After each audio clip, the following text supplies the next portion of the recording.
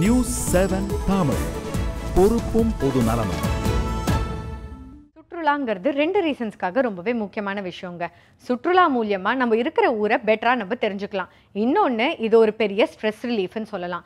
இப்போ பாருங்களேன், சென்னையில் இருக்கிற எவ்வளோ பேர் மகாபலிபுரத்தை பார்த்துருப்பாங்க, இல்லை சென்னையில் இருக்கிற ஸ்பெஷல் பிளேசஸ்லாம் எவ்வளோ பேருக்கு தெரிஞ்சிருக்கும்னு நினைக்கிறீங்க? கண்டிப்பாக பாதி பேருக்கு தெரிஞ்சிருக்காது.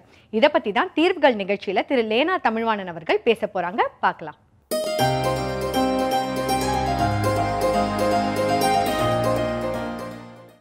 என் அருமை நியூஸ் 7 தமிழ் தொலைக்காட்சி நேயர்களே, உங்கள் அனைவருக்கும் என்னுடைய இதய வணக்கங்கள்.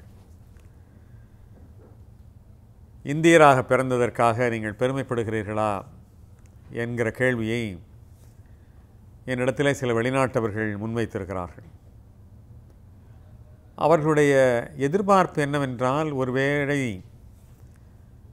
ஒரு இளக்காரமான துணியிலே, ஒருவேளை நான் அப்படியெல்லாம் இல்லை, நான் இந்த நாட்டிலே வந்து பிறந்திருக்க வேண்டும் என்கிற எதிர்பார்ப்பிலே அந்த கேள்வியை கேட்டார்களோ என்று கூட நான் சமயங்களிலே எண்ணுவதுண்டு. ஆனால் ஒருபோதும் என்னுடைய பதில் வேறாக இருந்ததில்லை. நிச்சயமாக இந்த மண்ணிலே பிறந்ததற்காக நான் பெருமைப்படுகிறேன். இங்கே வாழ்க்கை கடினமாக இருக்கிறது, லகுவாக இல்லை. எவ்வளோ சிரமங்களை கடந்து வந்துதான் வாழ்க்கையை இங்கே நடத்த வேண்டியிருக்கிறது. இருந்தாலும் கூட இந்த மண்ணிலே ஏற்படக்கூடிய பிடிப்பு நமக்கு வேறு எந்த மண்ணிலேயும் ஏற்படவில்லை.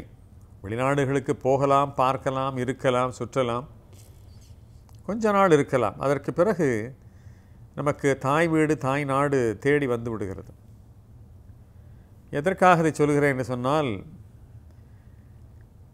எவ்வளவு அழகான இடங்கள், எவ்வளவு அழகான பருவநிலைகள். சிலரெல்லாம் பாலைவனத்தை தேடி மேலை நாட்டவர்கள் வெயிலுக்காக வளைகுடா நாடுகளுக்கு போகிறார்கள்.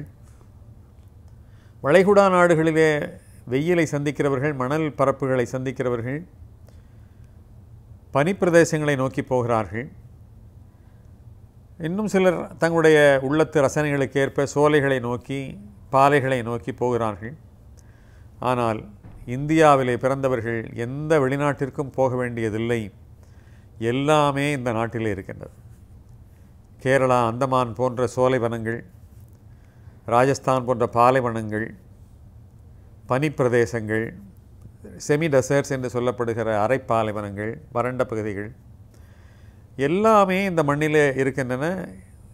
பல நாடுகளிலே இப்படிப்பட்ட சூழ்நிலை இல்லை. ஆனால் இப்படிப்பட்ட அருமையான நாட்டை நாம் முழுமையாக தரிசித்திருக்கிறோமா என்றால் இல்லை. பல பேர் கிணத்து தமிழர்களாகவே வாழ்ந்து தாம் எங்கே பிறந்தோமோ அதே ஊரிலே அங்கேயே தங்களுடைய வாழ்வையும் முடித்து கொள்கிறார்கள். உங்களுக்கு ஒரு ஆச்சரியமான உண்மை சொல்லுகிறேன். எனக்கு மிக நன்றாக தெரியும், உறுதியாக என்னால் பேச முடியும். சேலத்திலே வசிக்கிற பலர் ஏற்காடு மலையை பார்த்ததில்லை, ஏற்காடு சென்றதில்லை. இதை என்னிடத்திலேயே என்னுடைய நண்பர்கள் சொல்லியிருக்கிறார்கள். நான் ஏற்காடுக்கு அடிக்கடி போகிறவன், உங்களோடது இப்பொழுதுதான் நான் முதல் முறையாக வருகிறேன் என்று சேலத்துக்காரர்கள் சொல்லி எனக்கு மிக நன்றாக தெரியும்.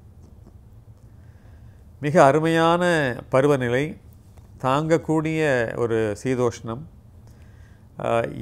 எவரும் போய் சென்று தங்கிவிடக்கூடிய எளிமையான கட்டணங்கள், உணவகங்கள் கடுமையான விலை இல்லை. பார்ப்பதற்கு 10க்கும் மேற்பட்ட இடங்கள் இருக்கின்றன. ஆனால் மிக அருகிலே இருக்கிறவர்கள் கூட ஏற்காடு மலைக்கு சென்றதில்லை. என்ன எண்ணுகிறார்கள்? ஒரு சுற்றுலா செல்வது என்பது ஒரு தேவையில்லாத செலவு, நமக்கு அது அவசியமில்லை, பார்த்து என்ன ஆகப் போகிறது என்று. ஆனால் என்னுடைய எண்ண அலைகள் அப்படி ஓடவில்லை. சுற்றுலா செல்வதன் மூலமாக நாம் ஒரு முற்றிலும் புதிய மனிதர்களாக மாற முடியும். எப்படி என்று நாம் பார்க்க இருக்கிறோம். நீங்கள் ஒரு இந்து மதத்தை பின்பற்றுவராக, ஆன்மீக ஆர்வலராக இருப்பீர்கள் என்று சொன்னால், இந்தியாவிலே 108 திருத்தலங்கள் இருக்கின்றன, திருப்பதிகள். அந்த இடங்களுக்கு செல்லலாம். சுற்றுலா செல்வது அனாவசியம் என்று கருதினால் மன ஆறுதலுக்காக, மன மகிழ்ச்சிக்காக, மன அமைதிக்காக இந்த மாதிரியான ஆன்மீக பயணங்களை, சேத்ராடனங்கள், அதுக்கு செல்லலாம். திருத்தலங்களை சென்று வழிபடலாம். மிகுந்த ஆர்வம் இருந்து வசதியும் இருந்து தொலைதூரம் பயணிக்கக்கூடிய உடல்நிலையும் இருந்தால் கைலாயம் வரை சென்று வரலாம். கிட்டத்தட்ட இன்றைக்கு 90,000 முதல் ₹1,00,000 வரை செலவிடுவதாக சொல்கிறார்கள். இப்பொழுது ஹெலிகாப்டர் வசதியெல்லாம் கூட அந்த பகுதிக்கு போவதற்கு அறிமுகப்படுத்தப்பட்டிருக்கின்றன. இவற்றையெல்லாம் ஏன் நாம் பயன்படுத்துவதில்லை? ஏன் நாம் இருந்த இடத்திலேயே இருந்து விடுகிறோம்? ஏன் எங்குமே நகரமாட்டேன் என்கிறோம்? ஏன் எங்குமே போக மாட்டேன் என்கிறோம்? சில பேர் சொல்கிறார்கள், இதற்கெல்லாம் நிறைய செலவாகும், என்னால் முடியாது. அவரவர்களுடைய சக்திக்கு ஏற்ப பயணம் செய்யலாம் என்பதுதான் என்னுடைய கருத்து. நாம் சென்னையில் இருக்கிறோம் என்று சொன்னால் மாமல்லபுரம் வரைக்கும் எத்தனை பேர் மாமல்லபுரம் பார்த்துருக்கிறார்கள்? சென்னை வாசிகள். சென்னையினுடைய ஜனத்தொகை 1 கோடியை தொடப்போகிறது. எத்தனை லட்சம் பேர் அதை போய் பார்த்திருப்பார்கள் என்று சொன்னால் இது தேவையில்லாத வேலை, செலவினம் என்று தான் திரும்ப திரும்ப எண்ணுகிறார்கள். அப்படி அல்ல.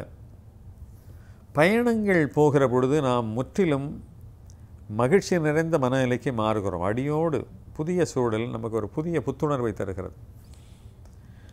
ரெஜுவனேஷன் என்று சொல்லப்படுகிற ஒரு புதுப்பிக்கிற விஷயம் நம்முடைய உள்ளத்திற்குள்ளே நடக்கிறது.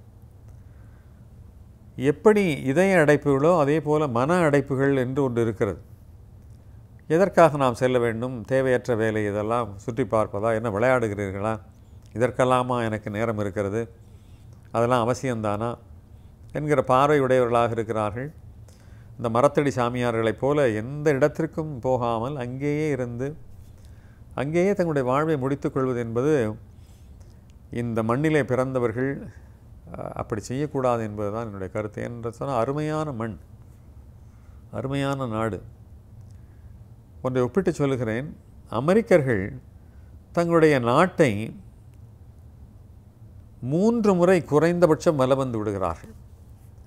3 முறையாவது அமெரிக்கர்கள் தங்கள் நாட்டை முழுமையாக பார்த்தவர்களாக இருக்கிறார்கள். தங்கள் நாட்டை பற்றி அவ்வளவு தெளிவான ஜாகிரபிக்கல், ஹிஸ்டாரிக்கல், இன்னும் என்ன முறையில் வேண்டு கேட்டாலும் சரி அவர்களுக்கு தங்களுடைய நாட்டை பற்றி மிக தெளிவாக தெரிகிறது. பெரும்பாலான வெளிநாட்டவர்கள் தங்களுடைய சேமிப்புகளை சுற்றுலா செல்வதற்குத்தான் அதிகமாக செலவிடுகிறார்கள். நாமெல்லாம் வருங்காலத்திற்கு சேமித்து வைப்பதற்காகவே சம்பாதிக்கிறோம். ஆனால் அவர்களுடைய பார்வை இதில் வேறாக இருக்கிறது. எனவே மற்ற விஷயங்களில் நாம் அவர்களை பின்பற்றாவிட்டாலும் கூட இந்த விஷயத்தில் நாம் பின்பற்ற வேண்டும் என்பது என்னுடைய தனிப்பட்ட கருத்து. நேரமில்லை என்று சொல்கிறோமே சுற்றுலா செல்வதற்கு, இதை எந்த அளவுக்கு ஏற்பது? 3 மருத்துவர்களை பற்றி சொல்கிறேன் வேகமாக.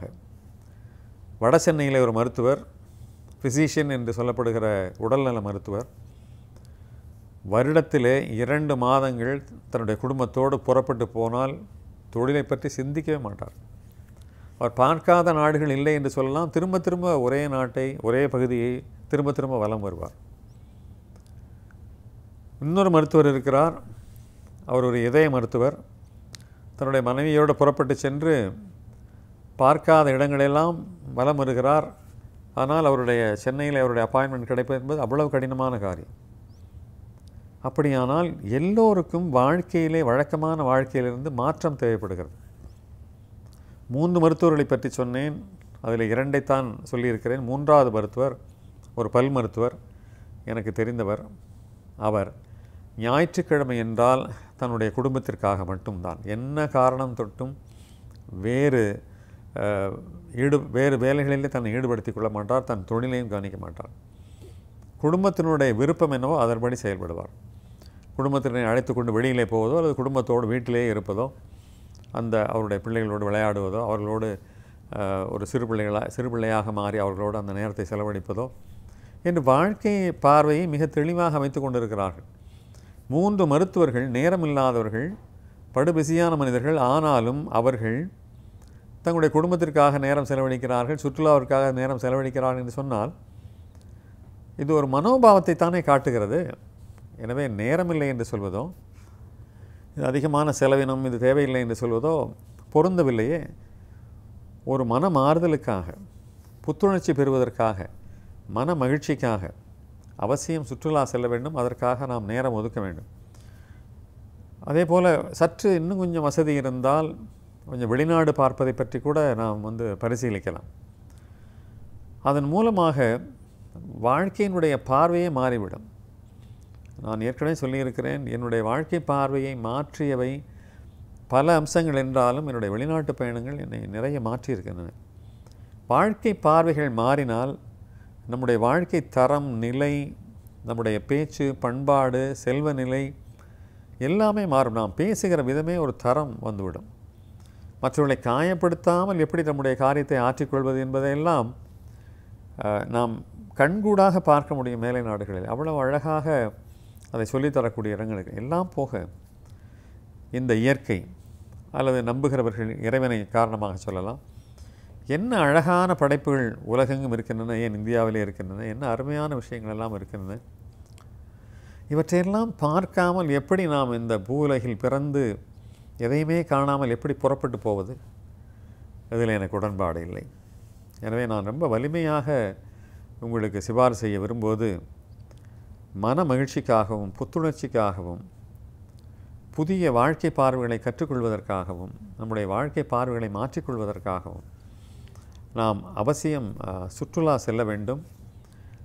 அவரவர்கள் தங்களுடைய சக்திக்கு ஏற்ற மாதிரி சென்றால் போதும். வாழ்க்கையில் அனுபவிப்பதற்கென்று பல நல்ல விஷயங்கள் இருக்கின்றன. அதில் மிக முக்கியமானது பயணம் மேற்கொள்வது, சுற்றுலா செல்வது. எனவே இனிமேல் நாம் பணமில்லை, நேரமில்லை என்றெல்லாம் சொல்லிக் கொண்டு நிற்காமல் ஏதோ நம்மால் முடிந்த ஒரு சிறு சிறு சேமிப்புகளை எடுத்து வைத்து அதற்காக இந்த பயணத்தை மேற்கொண்டால் நாம் ஒரு இயந்திரமயமான வாழ்க்கையிலிருந்து விடுபட்டு ஒரு முற்றிலும் ஒரு புதிய மனிதராக நம்முடைய வீடு திரும்பி நாம் அந்த பயணத்திற்கு பிறகு நாம் துவங்குகிற வாழ்க்கை என்பதே அடியோடு மாறிவிடும்.